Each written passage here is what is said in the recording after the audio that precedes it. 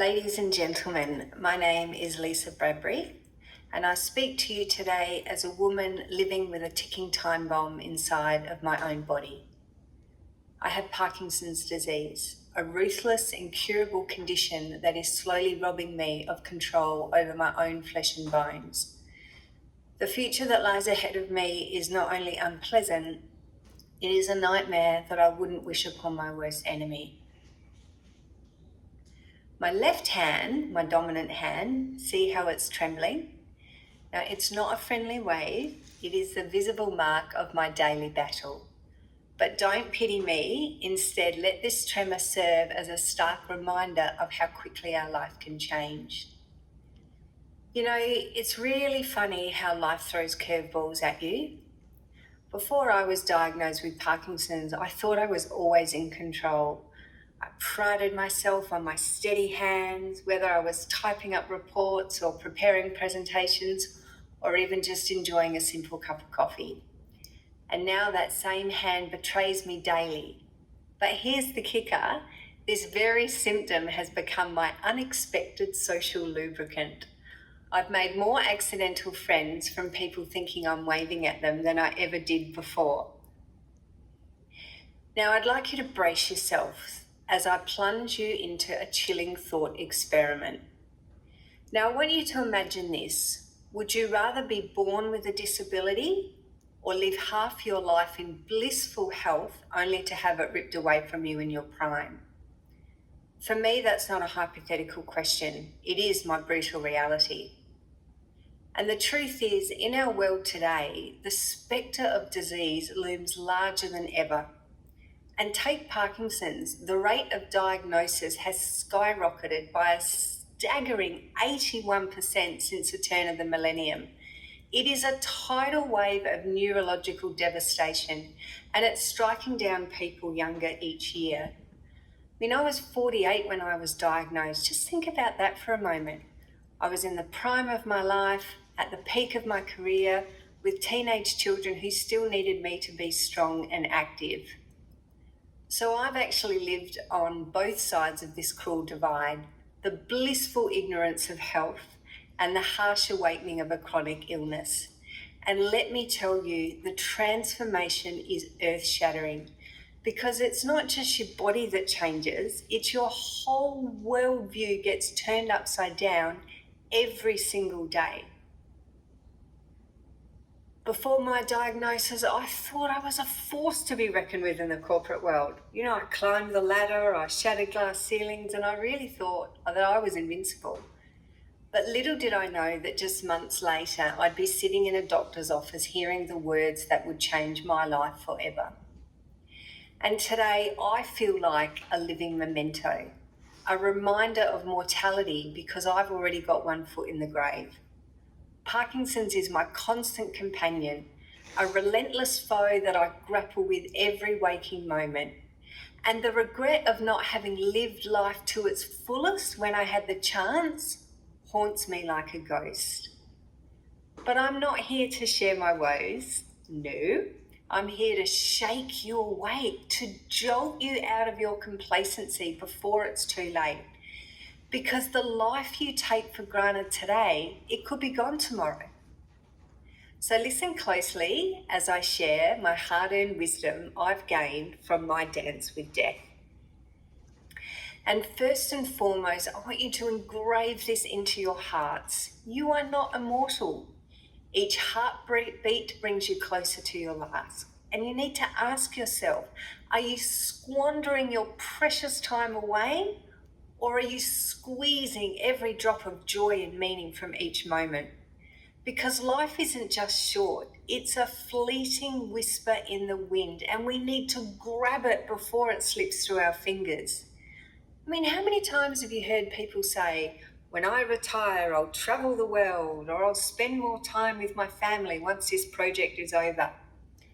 Now those dreams seem like cruel jokes to me. Don't make my mistakes. Start living your life now. Your body is not just a vessel. It's the only home you're ever truly going to have. Every morsel of food, every drop of drink, it's either medicine or it's poison.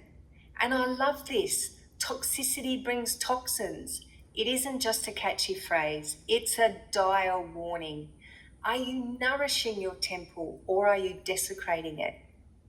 And I'll admit, I used to fuel my busy lifestyle with quick processed foods, too much caffeine, because remember, I thought I was invincible.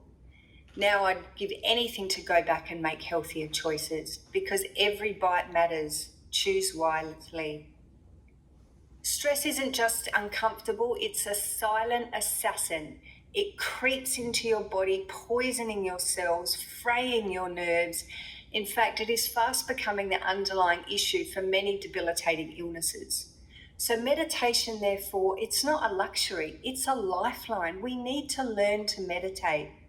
Even 5 minutes a day can mean the difference between you having a breakdown or building some resilience. And I remember scoffing at the idea of meditation. I didn't have time for that new age nonsense. And now I'm like, how wrong I was. Because those few minutes of peace each day are my sanctuary.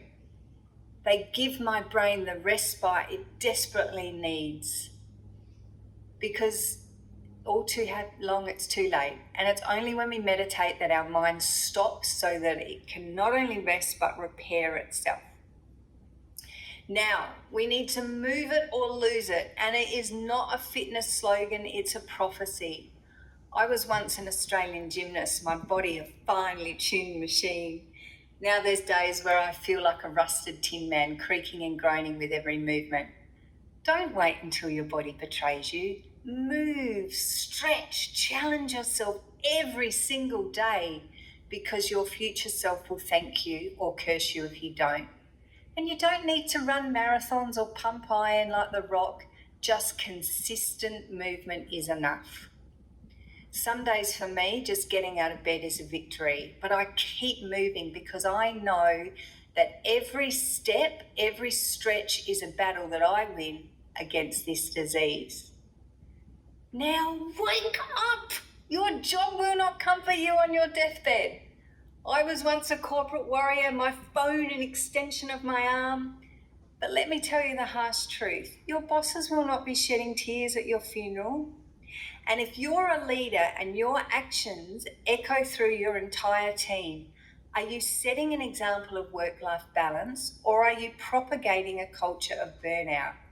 Do you leave loudly? I'm going to pick up the kids from tennis practice this week. Because let me tell you, the years that you are missing with your children, you're not going to get back.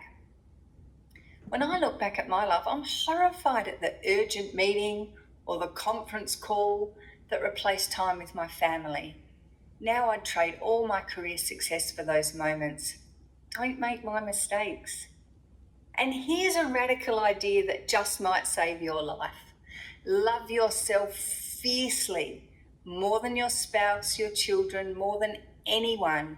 It is not selfish, it is survival. If you cannot put your own oxygen mask on first, you will be no good to anyone else when the plane goes down. And it's as simple by implementing some changes that I've talked about today. It is an act of self-love and compassion. For years, I put everyone else first. My kids, my spouse, my job, because I thought that's what good people do. But I was neglecting myself and I was slowly dying inside. And now I know better. Self-love isn't selfish, it is essential. Now finally, embrace the marvel of neuroplasticity. Your brain is not set in stone. It is a dynamic, ever-changing miracle, and you have the power to rewire your own mind to forge new neural pathways and possibilities. Change the way you think, dance like no one's watching, and allow your brain to form new connections to keep it strong. I'm betting my life on this power, fighting to slow down and even reverse my Parkinson's symptoms. So every day I challenge my brain in new ways. I might learn new words, try new hobbies, force my trembling hands to attempt intricate tasks. And it's hard and it's frustrating, but it's also empowering because I'm not accepting my fate. I'm fighting back, rewiring my brain one synapses at a time. Because if we only understood the capabilities of our brain, because your brain believes every word that you tell it, so what story are you feeding yours? One of limitation and fear, or one of boundless potential? You are the architect of your own destiny. Every thought, every action is either reinforcing old patterns or blazing new trails. Are you going through the motions, or are you consciously crafting the life and mind you desire?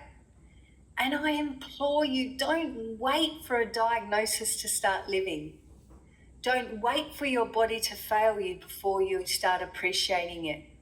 Implement these life-changing practices now, today, this very moment, and carry with you this final burning truth. Growing old with health and vitality is not a right. It's a precious, precious privilege, and one that is denied to far too many of us. So what is it going to take for you to change your life? Will you heed this as a wake-up call? Or will you slumber on only to be rudely awakened when it's too late? And the choice is yours, and you need to choose wisely because your very life depends on it. Remember, every moment is a gift. Every breath is an opportunity. Don't squander them. Live fully, love fiercely, and never, ever take your health for granted. Because trust me, when it's gone, you will realize it is the greatest wealth you ever had.